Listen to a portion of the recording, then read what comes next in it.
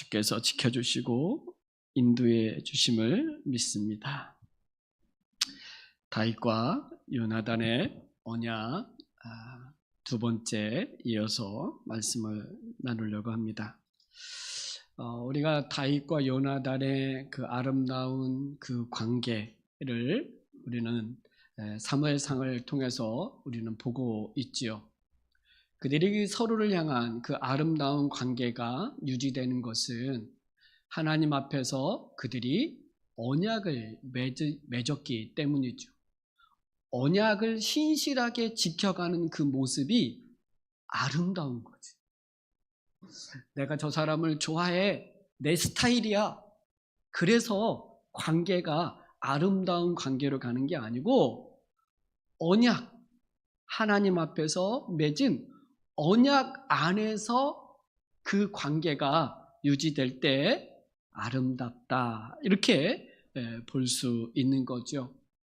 서로가 그 언약을 맺고 서로 지켜주려고 하고 자기 목숨처럼 사랑하는 그 모습을 우리는 보고 있는 거죠. 하나님을 믿는 그 믿음, 하나님이 어떤 분이신지를 알기에 그 하나님 앞에서 하나님이 주신 그 은혜, 사랑을 가지고 이제는 다윗에게, 요나단에게 그 은혜와 사랑을 베푸는 거죠. 그것을 언약 안에서 지켜가는 것을 헤세드다, 이렇게 말할 수 있어요. 언약을 지켜가는 모습을 헤세드를 행하는구나, 저들이 언약을 지켜가는구나, 이럴 때 헤세드, 인자, 자비, 이런 것을 행하고 있구나라고 말할 수 있는 거죠. 요나단과 다윗은 언약을 맺었어요. 근데 요나단의 아버지 사울 왕이 다윗을 죽이려고 합니다. 죽이려고 하는 이유에 대해서는 계속해서 말씀을 드렸기 때문에 여러분이 너무나 잘 알 거라고 생각합니다. 시기심, 질투심, 자기의 왕의 자리, 자기의 나라가 다윗 때문에 위협받는다고 생각하는 거죠.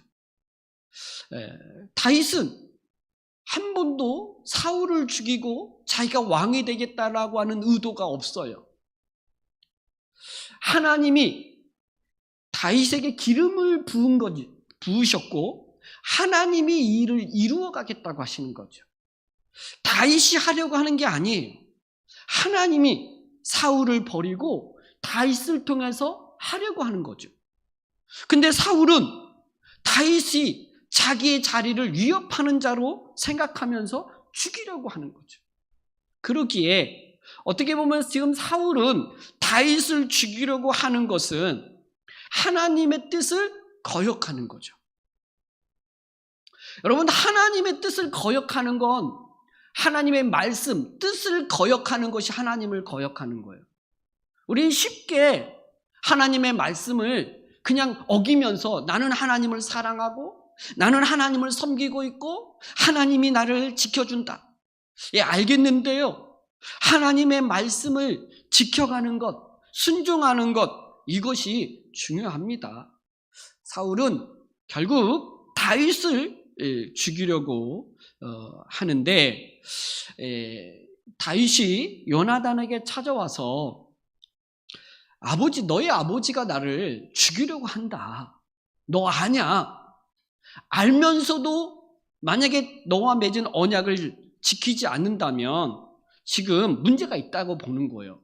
내가 그 죽을 만한 죄가 있다면 아버지 손이 아니라 네가 나를 죽여라. 만약에 내가 죄가 없다면, 하나님 앞에 지은 죄가 없다면 너와 맺은 언약 관계 안에서 너 뭐하냐? 지켜야 되지 않냐? 라고 요구하는 거예요. 이 말을 듣고 요나단은 절대 그렇지 않다. 네가 왜 죽냐?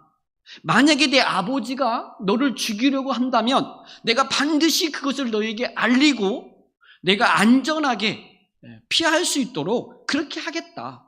그러면서 언약을 다시 맹세를 하는 거예요. 그렇게 지켜주겠다 맹세를 하죠.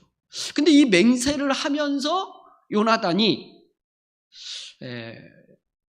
여호와께서 나의 아버지와 함께한 것처럼 너와 함께 하실 것이다. 이렇게 이제 말을 할 때 요나단은 아는 거죠.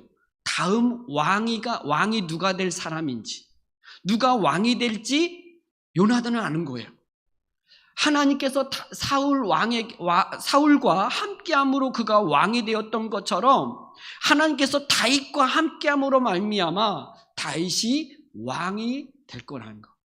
요나단, 사울의 아들 요나단 자신이 아니라 바로 하나님이 다윗을 왕으로 세울 것을 안 거죠. 그래서 그는 다윗에게 언약을 맺으면서 맹세하게 하죠. 너의 대적, 다윗의 대적들을 하나님께서 다 끊으실 때, 하나님께서 벌하실 때 너는 나와 내 자손, 내 집에 인자를 베풀어 달라, 지켜달라. 이렇게 요나단이 도리어 다윗에게 요청을 하죠. 지금 죽음에 몰린 사람은 다윗이에요. 지금 왕이 다윗을 죽이려고 하면 이거 어떻게 피합니까? 근데 요나단은 오히려 나를 살려달라, 내 가족을, 내 집안을 지켜달라고 다윗에게 맹세를 하라고 그렇게 요청하고 있는 거죠. 지금 요나단은 하나님이 어떻게 지금 그의 나라를 이끌어 가시는지를 요나단은 보고 있는 거예요. 하나님이 하시고 계시고 하나님이 일하고 계심을 보고 있는 거죠.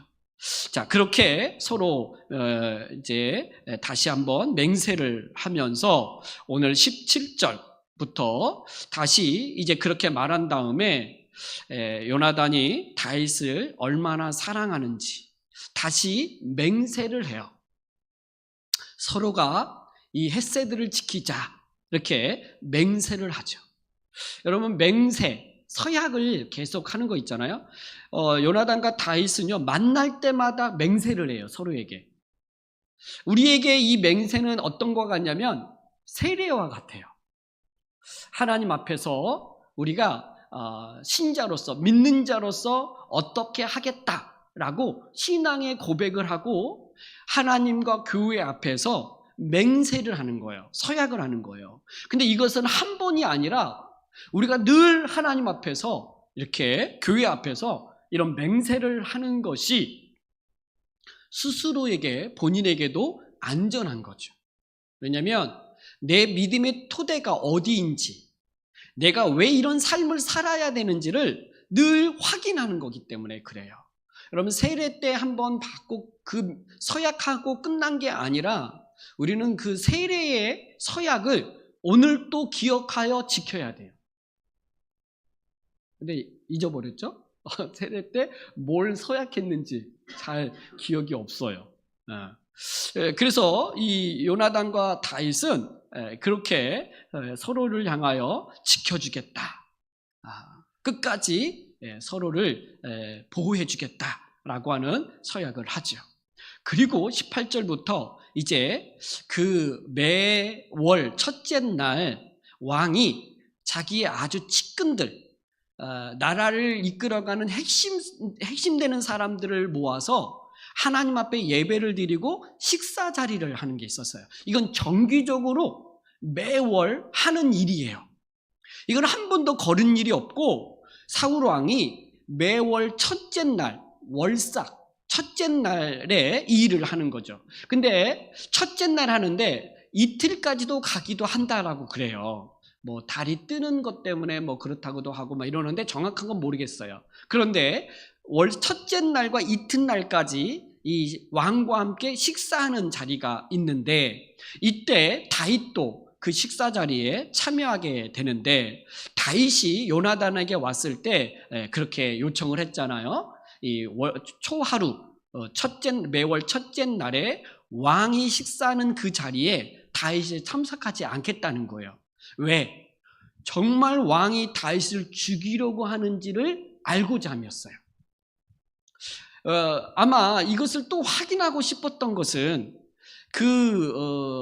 다윗이 왕을 피해서 라마 라웃, 이 사무엘에게 피했을 때 사울이 또 쫓아왔잖아요. 자객을 3번 보낸 다음에 본인이 직접 이 사무엘에 있는 이 라마 나웃에게 가서 다윗을 잡아 죽이려고 왔을 때 하나님의 영이 사울에게도 임하여 예언을 하잖아요.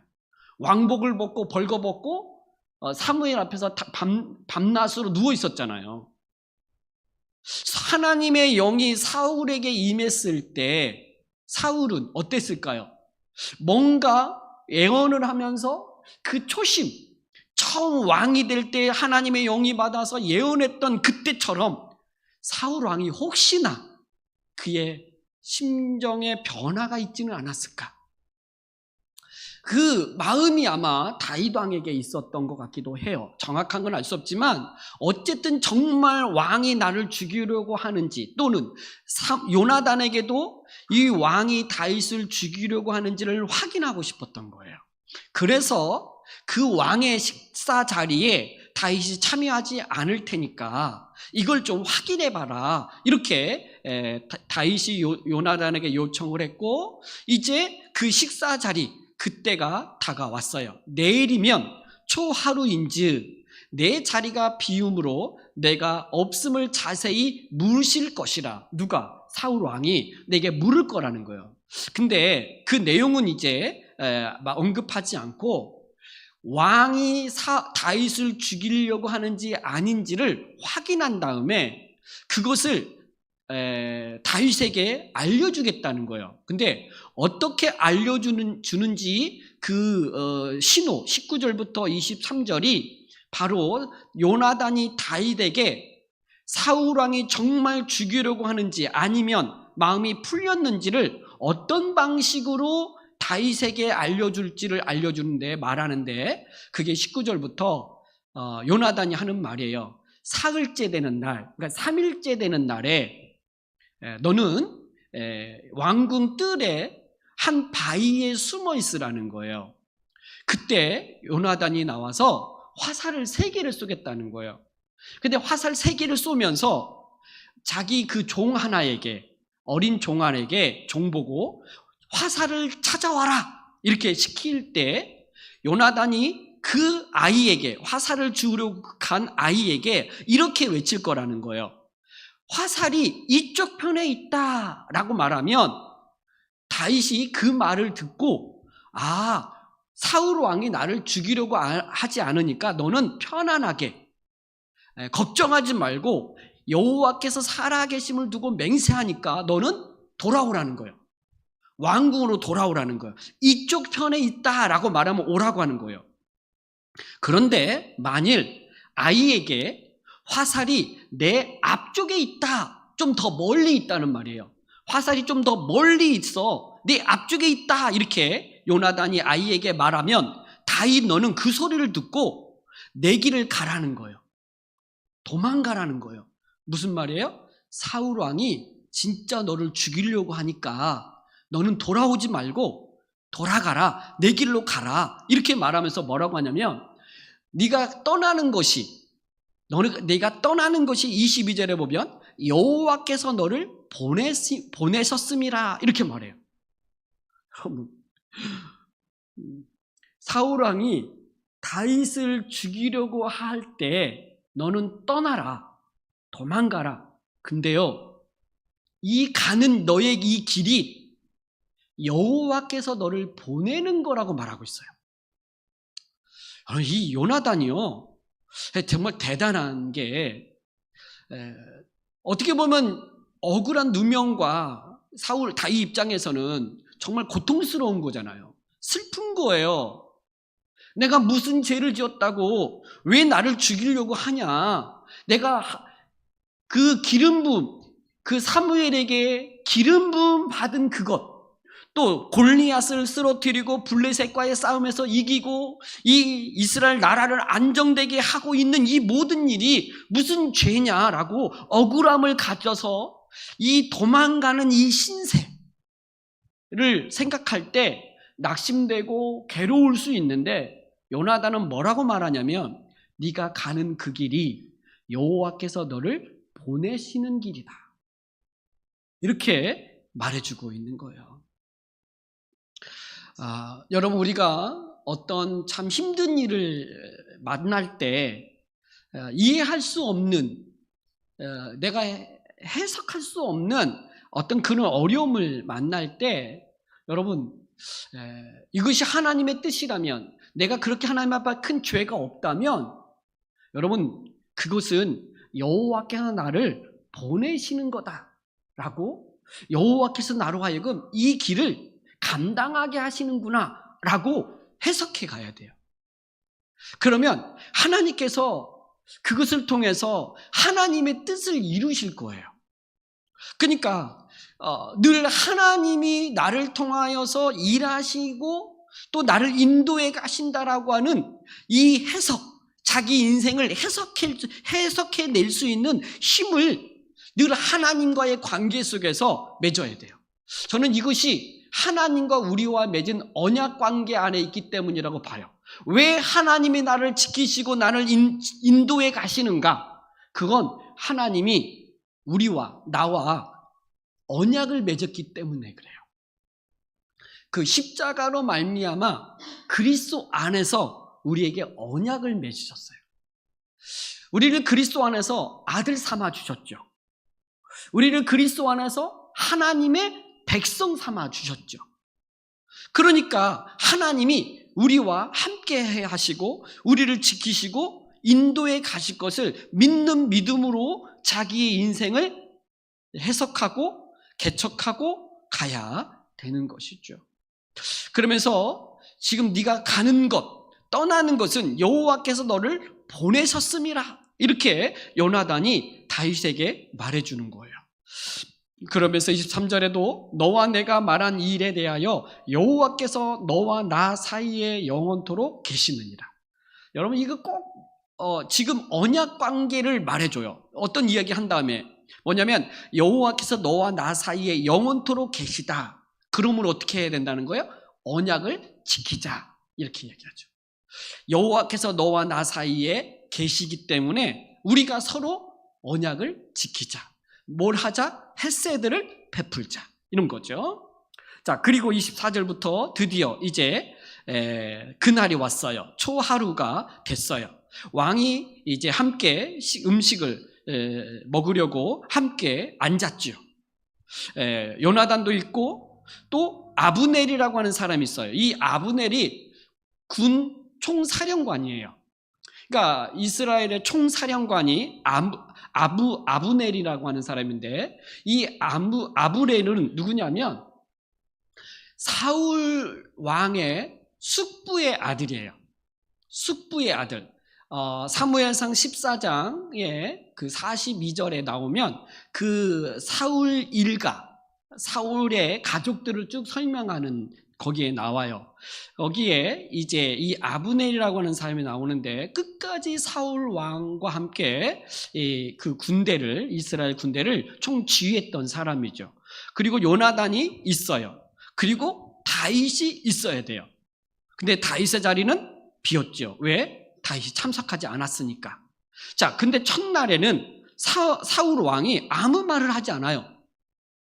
왜 다윗이 안 왔어? 이렇게 말하지도 않아요. 묻지도 않아요. 근데 왜 묻지 않았냐? 26절에 보니까 사울 왕이 이렇게 생각했다는 거예요. 그가 무슨 사고가 있어서 부정한가 보다, 정령이 부정한가 보다 하였음이더니, 그러니까 첫날에 다윗이 참석하지 않은 것은 사울 왕이 생각하기에 다윗이 부정한 어떤 일을 당했기 때문에 오지 않았다고 생각한다는 거예요. 이 부정한가 보다, 이 부정한 일은 뭐냐면, 율법에 보면 정결의식이 있어요. 부정한 짐승을 만지거나 부정한 짐승의 부정한 음식을 먹었거나 이러면 하루 동안 부정하게 돼요. 그러니까 부정하게 되면 다른 사람을 만나면 안 돼요. 왜냐하면 또 부정하게 만드니까. 그러니까 혼자 정결의식을 거하면서 하루는 혼자 이렇게 정결의식을 거행해야 돼요. 그러니까 이런 일들이 있으니까 사울 왕이 뭐 그런가 보다 이렇게 생각을 한 거예요. 근데 문제는 일은 둘째 날에 벌어지죠. 27절에 보면 이튿날 곧 그 달의 둘째 날에 다윗의 자리가 여전히 비어 있었어요. 그랬더니 사울이 왕이 묻죠. 그의 아들 요나단에게 이새의 아들이 어찌하여 어제와 오늘 식사에 나오지 아니하느냐 이렇게 물었어요. 사실 사울 왕이 요나단에게 물을 게 아니라 총사령관인 아브넬에게 물어야죠. 그런데 요나단에게 물어요. 왜? 다윗과 요나단의 관계를 사울 왕도 알기 때문이죠. 사울 왕은 이 요나단에게 이 다윗을 물을 때 다윗의 이름을 언급하지 않고 이새의 아들이다 이렇게 말해요. 다 이름도 부르기 싫어해요. 그런 거 있잖아요. 싫으면 그냥 보기 싫으면 그냥 이름조차도 안 불러. 걔 누구의 아들? 걔 어디 있어? 이렇게 물은 거죠. 그랬더니 이제 요나단이 다윗이 한 것처럼 다윗이 말한 대로 요나단이 사울 왕에게 대답하죠. 네, 베들레헴으로 갔습니다. 지금 베들레헴에 이 다윗의 가족들이 제사하는 일이 있어서 그의 형이 다윗에게 급하게 오라고 해서 간청하기에 내가 다윗을 그의 집으로 보냈습니다. 그래서 왕의 식사 자리에 다윗이 오지 아니했습니다. 이렇게 말한 거예요. 그랬더니 30절 사울 왕이 요나단에게 화를 내요. 근데 이 화를 낼 때 정말 일반 사람도 말하면 안 될 말을 해요. 한번 30절 한번 읽어볼래요? 30절 31절 우리 같이 읽겠습니다. 자, 시작.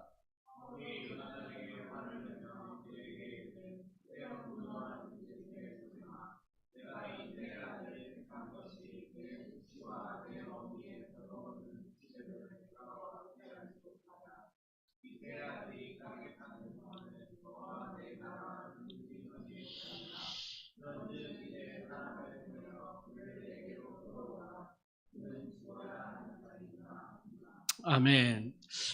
사울 왕요 요나단의 말을 듣고 굉장히 화를 내는데 그 폭언을 해요.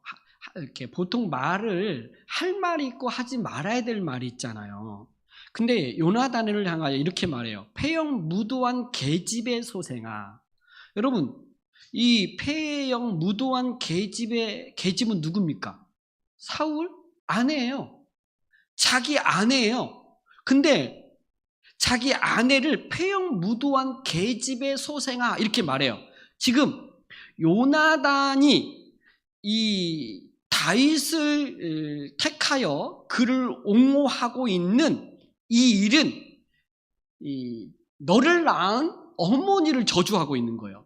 너를 낳은 어머니를 모욕하고 있는 거예요. 근데 사울은 지금 요나단이 다윗을 택한 것이 너무나 수치스럽고 너무나 부끄럽고 너무나 이것이 악한 것이다라고 보기 때문에 요나단과 그를 낳은 어머니를 그렇게 말하지 말아야 될 말까지 폭언하면서 저주하듯이 이런 말을 하고 있는 거죠. 굉장히 지금 심한 말을 한 거예요, 사울왕이. 그러면서 왜 이렇게 이 요나단이 다윗을 택한 것에 대해서 분을 내는 이유를 말하는 거예요. 31절에 이새의 아들이 땅에 사는 동안은 너와 내 나라가 든든히 서지 못하리라. 여러분, 이게 이제 사울이 왜 다윗을 죽이려고 했는지 이유가 이제 여기서 드러난 거예요. 그 속내가 이때 드러난 거죠. 뭐예요? 다윗이 살아있으면 너 다음 후계자, 다음 이스라엘 왕이 될 요나단 너와 내가 왕이 된 너의 나라가 든든히 서지 못할 거라는 거예요. 굉장히 위협을 당할 거라는 거예요. 안전하지 못할 거라는 거예요. 왜? 하나님이 다윗을 택하였기 때문이죠. 근데 너도 왜 다윗을 택하냐는 거예요. 여러분, 이게 한번 무지한 자, 이게 영적으로 어두운 자가 어떻게 삶을 결정하고 판단하고 치닫는지를 보여줘요. 여러분, 사실 이게 하나님께서 다윗을 택했다고 보면 조금 이걸 좀 아는 사람이면 오히려 자기가 그 자리에서 내려와서 다윗을 추대를 해야죠. 근데 죄인이요 그렇게 하지 못해요. 사울 왕이 그러지 못하죠. 그러면서 오히려 다윗을 택하여 다윗을 옹호하고 있는 이 요나단을 향하여 저주를 퍼붓고 욕하고 화를 내고 있는 거죠. 그는 사울 왕은 다윗이 살아있으면 너와 내 나라가 든든히 서지 못한다 이렇게 말해요. 그러니까 다윗을 제거해야 너와 너의 나라가 든든히 세워질 거다 이렇게 말하는 거잖아요. 근데 여러분, 다윗이 없으면 사울의 나라가 든든히 세워지는 건가요? 여러분, 다윗만 없으면 그의 나라가 든든히 세워질까요? 하나님이 세울 때 든든하게 그 나라가 세워지는 거잖아요. 하나님이 그와 함께 할 때 그가 그 삶이 든든하게 세워지는 거지, 내가 꼴보기 싫은 사람, 내가 싫은 사람이 없어지면 괜찮은 게 아니에요. 문제는 하나님이 그와 함께 하지 않기 때문에 그것이 더 큰 문제죠. 하나님이 함께해야 그의 나라가 든든히 서는 것이지, 다윗이 없으면 그의 나라가 든든하게 세워지는 게 아닌 거죠. 근데 사울은 이 관점, 이 분별력을 잃어버려요. 여러분, 우리가 신앙생활 할 때도 여러분, 하나님이 나와 함께 하시고 하나님의 관계가 중요하잖아요. 하나님을 떠난 어떤 것들은요, 오히려 하나님을 대적하기도 하고 큰 죄를 범하는 일들이 돼버려요. 예배를 드릴 때도 그렇고요, 우리가 신앙생활 할 때 주의 일을 감당할 때도 그렇죠. 하나님이 나와 함께 계시고 그분과의 언약 관계 안에 있을 때, 그 십자가 안에서 주님을 의지할 때 우리는 그 어떤 고난과 시련이 있어도 이겨낼 수 있죠. 하지만 하나님이 함께 계시지 않고 그분과의 언약 관계가 깨어진다면 아무리 화려하고 아무리 큰 뭔가를 가지고 있어도 다 헛된 거죠. 그 마음에 이 불안과 두려움은 해결할 수 없는 거죠. 사울 왕은 다윗을 제거하면 자기 나라가 든든하게 세워질 거라고 보고 있는 건데, 사실은 하나님이 계시지 않는 그 나라는 무너지게 되어 있는 거죠. 그래서 이 사울 왕은 다윗을 죽여야 되는데, 네가 왜 다윗 편에 서 있냐? 왜 다윗을 사랑하냐? 너 지금 정신 차려라. 지금 내 문제가 아니라 너의 문제도 된다. 다음 보위가 누가 이을 거냐? 너 아니냐? 왜 정신 못 차리고 왜 다윗 편에 서가지고 왜 그렇게 살아가냐? 너 당장 사람을 보내서 다윗을 끌어와. 그리고 그를 죽여야 돼. 이렇게 사울 왕이 요나단에게 말하고 있는 거죠. 보통 여기까지 말을 들으면 일반적으로 사람들은 지금 내가 잘못하고 있구나. 아버지 말을 들어야 되겠구나. 그리고 바위 곁에 숨어있는 다윗을 알려주고 잡아와서 죽이게 되는 거죠. 그러나 그렇게 할 수 있는 여지가 충분히 있었음에도 불구하고 요나단은 그렇지 않아요. 요나단은 아버지 편에 들지 않아요. 다윗 편에 서요. 그는 다음 보위도 중요하지 않아요. 다음 자기가 왕이 되어 그 나라를 다스리는 것도 중요하지 않아요. 지금 언약 관계, 지금 다윗을 죽이는 것은 불의한 거라는 거예요. 이건 하나님 앞에 죄일 뿐만 아니라 이건 그렇게 할 수 없다는 거예요. 그래서 사울 왕 아버지 편에 서지 않고요, 다윗 편에 또 서요. 그러면서 왕에게, 자기 아버지에게 다시 말해요. 32절에 요나단이 그의 아버지 사울에게 대답하여 이르되, 그가 다윗이 죽을 일이 무엇입니까? 무엇을 행하였길래 그렇게 다윗을 죽이려고 합니까? 사울 왕이 그렇게 말을 했는데도 요나단은 그의 아버지 말을 듣지 않아요. 요나단은 그 아버지 편에서 말하지 않아요. 다윗 편에서 말을 해요. 그건 다윗과 언약을 맺은 것도 되지만, 맺었기 때문이기도 하지만, 또 하나는 뭐예요? 하나님께서 다윗을 택했다는 거예요. 이건 거스를 수 없는 거예요. 하나님의 나라를 보면, 그 하나님의 일하심을 보면 어떤 일은 거스를 수가 없는 거예요. 그러니까 요나단은 아버지에게 오히려 대들지요. 아버지, 왜 그렇습니까? 다윗이 무슨 죄를 지었습니까? 그가 무슨 죽을 죄를 지었길래 이렇게까지 하십니까? 이렇게 말하니까 사울 주특기 있잖아요. 사울 왕의 주특기. 저놈을 그냥 하고 단창을 다시 요나단을 향하여 던져버려요. 다윗에게도 2번 던졌죠. 단창을. 죽이려고 다윗에게 2번 던졌는데 다윗에게 단창을 던져서 죽이려고 하는 것도 이해가 안 되지만 자기 아들을 향하여 이 단창을 또 던져요. 이게 한번 화가 나고요, 분을 내면요, 절제가, 이게 어떤 것에 절제가 안 돼요. 이 감정이 격해지면요, 이게 정말 하지 말아야 될 것을 해요. 그래서 교회 안에서는 절대 화를 내면 안 돼요. 내가 옳은 거라도 화를 내는 순간 그건 끝난 거예요. 당신 말하려고 하는 거 맞아.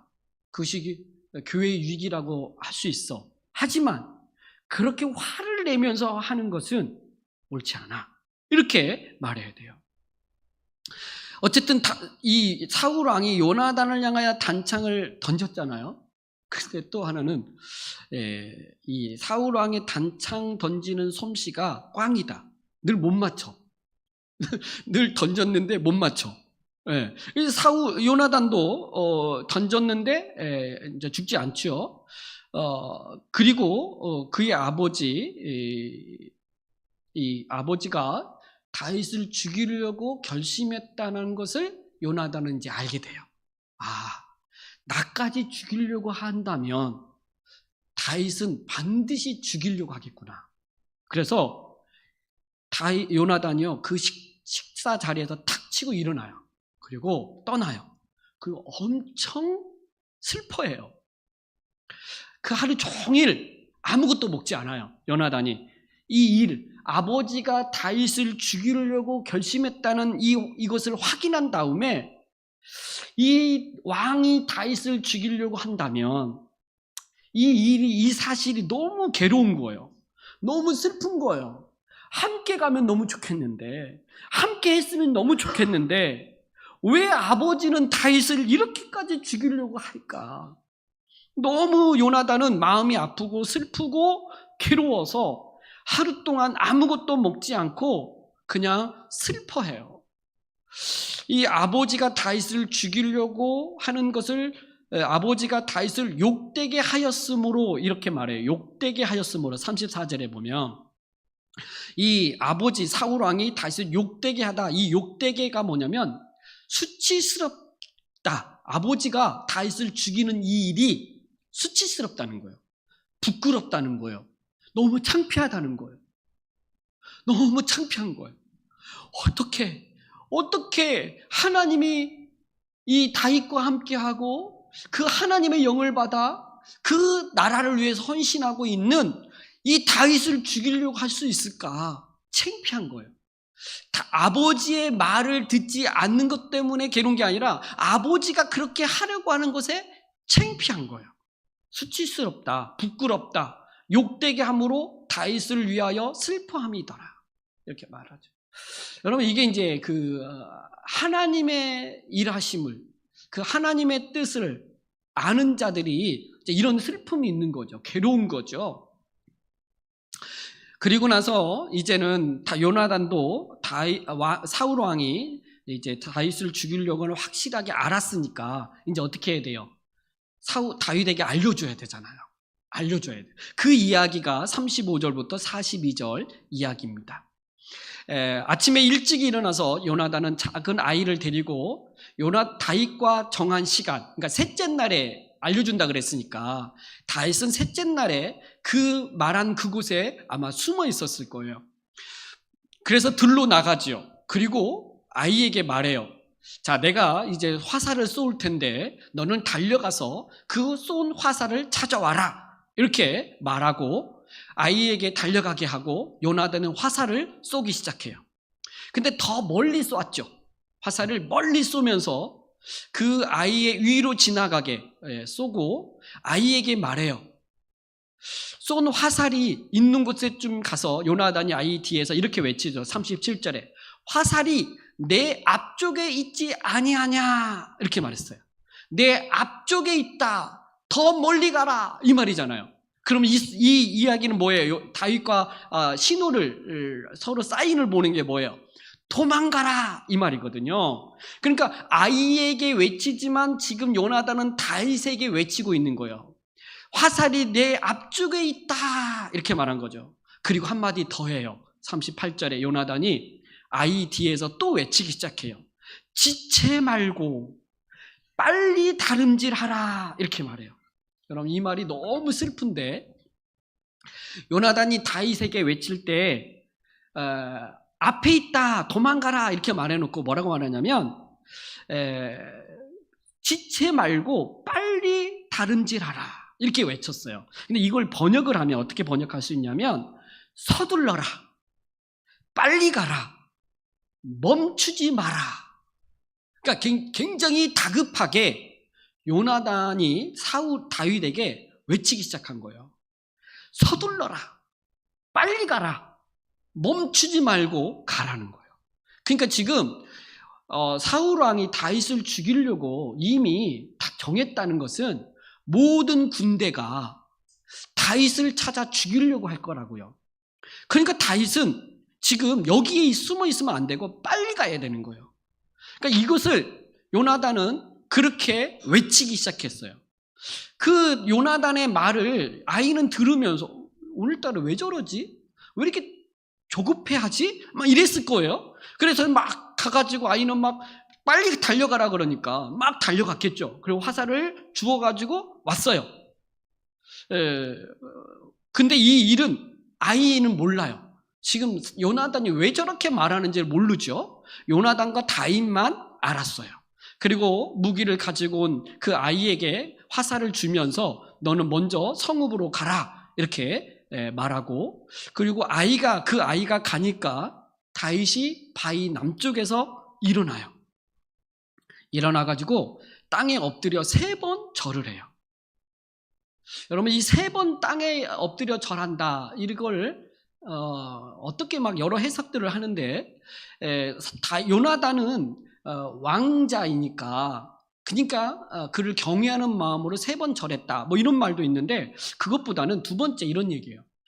이 요나단이 자기와 맺은 언약을 신실하게 지키려고 하는 그것의 감사의 표시다. 정말 지금 요나단이 사울 왕에게 이 다윗을 입장에서 말할 때 목숨을 내놓고 말하거든요. 단창을 던지려고 하잖아요. 그러니까 그 언약을 신실하게 목숨을 걸고 지키려고 한 그 요나단을 향하여 감사의 표시로 3번 절했다 이렇게 얘기해요. 그리고 서로 끌어안고 입 맞추고, 이건 인사인데 입 맞추고 엉엉 울어요. 둘이 끌어안고 부둥켜 안고 엉엉 우는데 다윗이 41절에 보니까 더욱 심하니, 다윗이 더 심하게 운 거예요.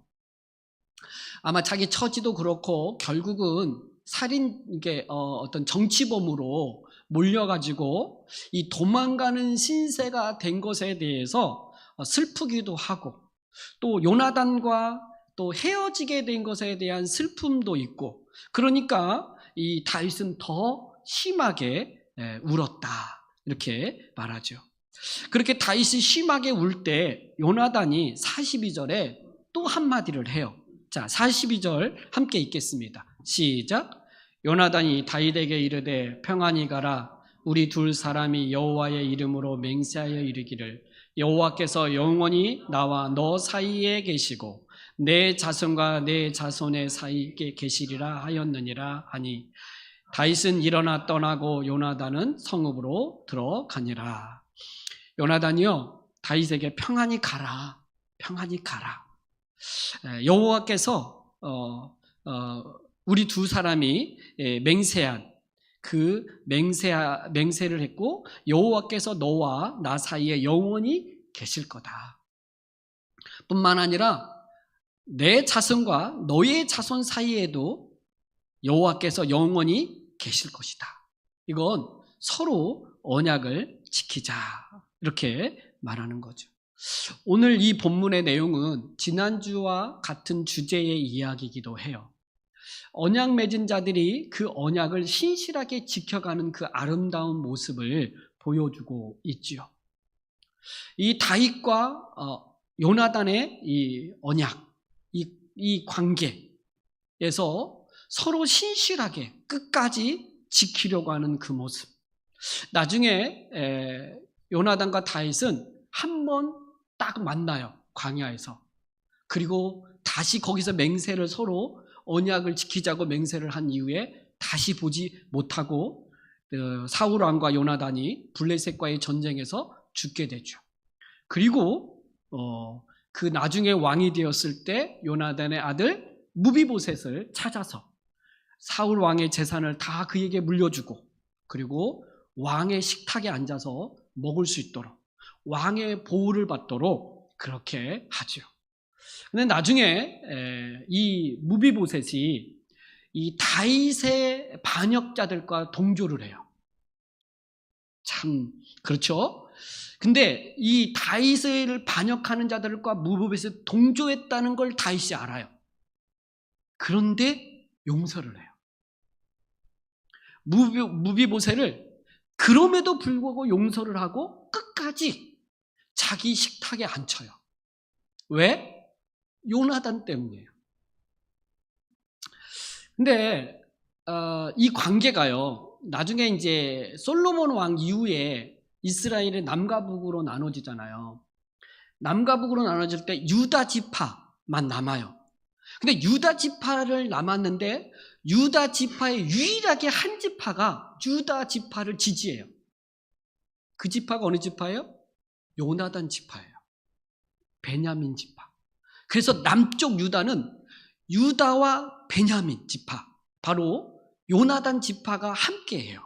그래서 남유다를 형성하죠. 나중에 신약 시대에 예수님이 유다의 자손으로 오잖아요. 그리고 예수님께서 우리의 모든 죄를 대신하여 십자가에 죽으시고, 그리고 부활하시고 승천하시고, 그리고 이 일에, 이 예수 그리스도를 전하는 이 일에 어느 누구보다도 앞장서서 복음을 전했던 사람, 신약 성경의 3분의 1을 기록했던 사람, 바로 사도 바울이죠.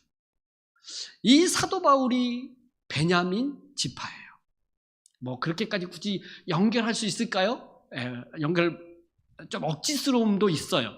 하지만 이 언약이라고 하는 것이 신실하게 그 하나님의 은혜 아래서 지켜가고 있는 한 모습을 보여주는데, 우리에게 있어서 그 언약의 관계 아래 아름다움을 드러내는 것은 바로 예수 그리스도 안에서 맺은 언약이겠죠. 우리가 예수 그리스도 안에서 그 새 사람, 그 하나님의 백성, 자녀되는 이 언약 관계 아래서 하나님은 우리에게 신실하게 우리를 지키시고 보호하세요. 예수 그리스도께서 우리의 언약 관계 안에 있는 자로 예수님이 우리를 지키시고 보호하시고 인도에 가신다, 이렇게 말할 수 있어요. 근데 예수 그리스도 안에서 우리가 그리스도와 연합되어 언약 관계 안에 들어간 우리가 또한 지체와도 언약 관계 아래 들어가는 거죠. 그러니까 그리스도와의 언약을 맺은 사람은 예수 그리스도를 믿는 지체, 그 예수님의 몸의 지체들과도 언약을 맺는 거예요. 그래서 서로가 그 언약을 지키자. 여러분, 이 요나단이요, 아버지에게 죽을 수도 있는 자기 목숨을 내놓고 다윗을 지켜가요. 이것처럼 우리는 그리스도 안에서 지체들을 향한 이 언약 관계 아래서, 언약 관계 안에 있음을 믿고 서로 그 언약을 지켜가는 신실한 자들로 살아가야 하는 거죠. 우리가 내 마음에 들고 그냥 내 취향에 맞아 나랑 스타일도 같고 취미도 같고 괜찮으니까 언약을 지켜가는 게 아니라 우리는 그리스도 안에서 맺은 언약 때문에 지켜가는 거예요. 그래서 기다려주는 거고, 그래서 그를 끝까지 기도해주고 섬기고 사랑하고 돌보려고 하는 거예요. 여러분, 그 요나단이 말할 때 너와 나 사이에와 내 자손과 내 자손 사이에 여호와께서 계신다는 이 표현 있잖아요. 당사자만의 이 관계가 아니라 당사자와 맺은 언약은 그의 자손과도 맺은 언약을 하고 이야기해요. 여러분, 이 원리로 이야기하면, 여러분, 우리가 신자, 그리스도 안에서 한 몸 된 지체들 안에 어떤 지체와 언약을 맺을 때 그 당사자만이 아니라 그의 자녀들과도 언약 관계 안에서 돌보는 거예요. 그래서 한 성도와 한 몸을 이루어 지체가 되었다면 그 가정사, 그 가정의 자녀들까지도 관심을 갖는 거예요. 왜냐하면 너와 나와의 관계에 언약을 맺었다면 그의 자녀들도 어떻게 보면 언약 관계 아래에 있다고 보는 거예요. 이 원리로 인해서 유아 세례가 있는 거예요. 유아 세례. 그의 부모가 믿어서 구원을 얻었다면 그가 낳은 자녀들도 믿음의 자녀로 키울 거로 보는 거예요. 그래서 구원 얻은 자로 그렇게 보는 거예요. 자녀의 신앙, 자녀의 구원 문제는 어떻게 보면 1차적으로는 부모가 책임을 져야 되는 거예요. 교회가 함께 하지만 1차적으로는 부모가 해야 되고, 두 번째는 교회가, 성도들이 서로 언약 관계 아래에 있는 자처럼 여기고 돌보고 관심 갖고 같이 세워가기 위해서 하는 것이죠. 아마 이것이 언약 관계에 있는 자들의 모습이에요. 하나만 더 이야기한다면, 요나단은요, 이 다윗과 이렇게 언약을 맺고 맹세를 하고 그는 사울 왕이 있는 성읍으로 돌아가고요. 다윗은 이때부터 고난의 길이 시작해요. 정말 이제는 자기의 삶이 안전한 곳이 없어요. 이 다윗의 길은 이때부터 험난한 인생을 살아가요.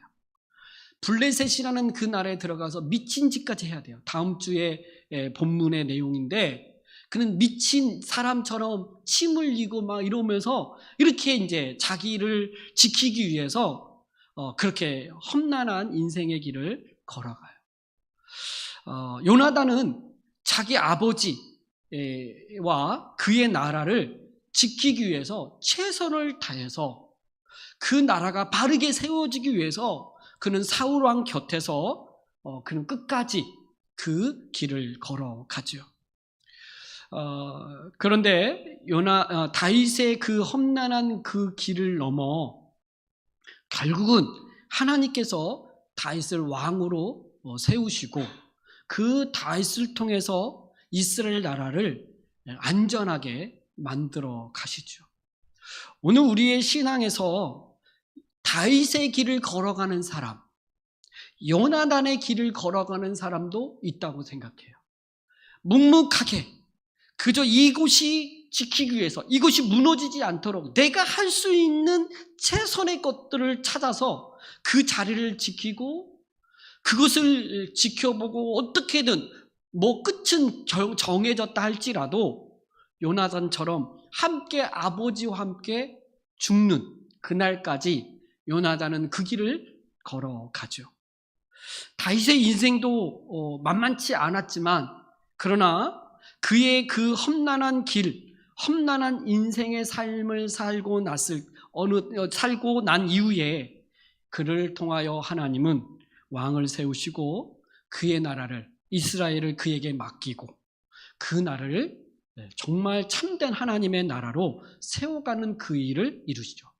그때까지 다윗은 견뎌야 돼요. 그리고 훈련되어지는 이 과정을 겪어야 되는 거죠. 그 험난한 인생의 이야기가 다음 사무엘상 21장부터 다윗의 그 이야기가 시작되는 것이죠. 여러분, 우리의 삶에 변함없는 거 하나, 하나님이 우리와 언약을 맺었다는 거예요. 그 언약 속에 하나님은 나를 지키시고 보호하시고 인도해 가신다는 거예요. 우리는 그 언약을 믿고 의지하며 살아가야 하죠. 두 번째는 그런 언약 속에서도 우리의 삶에 다윗의 그 험난한 길이 될 수도 있고, 요나단처럼 그 아버지와 그의 나라가 무너질 수밖에 없지만 끝까지 그 자리를 지키면서 한평생 자기의 생명을 다하기까지 그 길을 걸어갈 수도 있어요. 그러나 우리에게 첫 번째 그 언약이 있기 때문에 우리는 편안하게 그 길을 갈 수 있는 거죠. 고난인데 평안함이에요. 참으로 험난한데 우리는 안전한 거예요. 왜? 하나님의 언약이 우리 가운데 있기 때문에 그런 거죠. 예수님이 우리를 다스리실 거예요. 주님이 우리의 주가 되시고 머리가 되시고 통치자가 되시고 왕이 되셔서 우리를 인도해 가시기에 우리는 안전할 것이고 그 통치 아래서 우리는 평안할 것입니다. 환난 있고 어려움이 있어도 평안하다, 기쁘다, 감사하다라고 말할 수 있는 것이 바로 언약 안에 있는 우리의 모습일 것입니다. 저와 여러분이 바로 하나님과의 언약 안에, 그리스도와의 맺은 언약 안에서 늘 평안하시고 기뻐하시고 감사하고 주님과 함께 살아가는 저와 여러분이 되기를 주님의 이름으로 축복합니다. 기도하겠습니다. 우리 말씀을 좀 붙들고 기도합시다. 여러분, 우리는 언약 안에서 언약 안에 있는 자들입니다. 그것은 신실하게 그 언약을 지켜가는 것이죠. 이미 그리스도 안에서 우리는 그 언약을 맺었고 주께서 우리를 다스리시고 우리와 함께 하셔서 그 언약을 지켜가고 있습니다. 우리는 이것을 믿고 낙심하지 말고 주님 의지하면서 믿음의 길을 걸어가는 자들이 되게 해달라고 기도하고, 또 그리스도 안에서 또 한 몸 된 지체, 공동체로 우리를 언약을 맺으셨어요. 서로를 향하여 끝까지 뜨겁게 서로 사랑하고 뜨겁게 서로를 위하여 한 몸으로서 살아내는 그런 공동체가 될 수 있도록 하나님 우리 가운데에 역사하시고 그런 교회가 되게 해달라고 기도하시고, 우리의 길 속에 험난한 또 고난의 길이 있달지라도 주님 때문에 평안하고 감사하며 기뻐할 수 있는 삶이 우리에게 맡겨진 그 길을 끝까지 걸어나가는 자가 되게 해달라고 우리 한번 같이 말씀을 붙들고 여러분 입을 벌려 기도하면서 함께 나아가도록 하겠습니다. 하나님 아버지 감사합니다. 오늘도 우리를 부르셔서 주의 말씀 앞에 서게 하시고 그 아름다운 그 다윗과 요나단의 관계를 보면서 오늘 우리가 그리스도 안에서 맺은 언약 안에 있고 또 신실한 그 관계를 지켜가는 자임을 알게 하시니 감사합니다. 하나님 예수 그리스도를 믿고 의지하며 주님 안에 머물게 하여 주시고 또 그리스도 안에 머물 뿐만 아니라 우리를 한 몸으로 한 지체로 부르셨기에 또 서로를 향하여 언약 안에 있는 존재로서 신실함을 지켜갈 수 있는 하나님 그런 삶을 살게 하여 주시고 그런 공동체가 되게 하여 주시고 그런 하나님 서로를 향한 책임을 지고 서로 하나님 의무와 권리를 행사하며 나아가는 그런 교회가 되게 하여 주시옵소서. 하나님 우리에게 요나단이 우리에게 다윗이 누구인지 분명히 알게 하시고 그렇게 서로를 위하여 살아내는 자들이 되게 하여 주시옵소서. 서로를 향하여 내 몸같이 뜨겁게 사랑하라고 하신 주님의 명령, 주님이 우리를 그리스도 안에서 하나님 하나 되게 하셔서 또 우리로 하여금 서로 사랑하며 살게 하여 주셨사오니 그런 삶을 살아내는 그런 자들이 되게 하여 주시기를 원합니다. 우리의 삶의 고난과 우리의 삶의 어려운 역경들이 있달지라도 주님과의 맺은 언약 속에서 평안하게 하시고 안전하게 하시고 기뻐하게 하시고 감사하며 살아내는 자들이 되게 하여 주시옵소서. 가정을 붙들어 주시고 자녀들을 붙들어 주셔서 믿음 안에 그들이 살아가게 하시고 참으로 하나님 앞에 온전한 하나님의 사람으로 세워져 주의 나라와 주의 몸된 교회를 위하여 헌신하는 자들이 되게 하여 주시기를 원합니다. 하나님 역사하여 주시옵소서. 성령이여 우리 가운데 충만하게 역사하여 주시고 그 성령의 인도하심 따라 살아가게 하여 주시옵소서. 우리의 힘으로 가지 아니하고 주의 눈으로 하나님 모든 삶을 살아낼 수 있도록 인도하여 주시옵소서. 하나님 감사합니다. 오늘 또 주의 말씀 앞에 우리가 서서 말씀의 은혜 가운데에 하나님의 뜻을 깨닫게 하시고 우리가 그리스도 안에서 맺은 언약 안에 있는 존재임을 알고 하나님 앞에서 믿음으로 감사하며 기뻐하며 살아가게 하시니 감사합니다.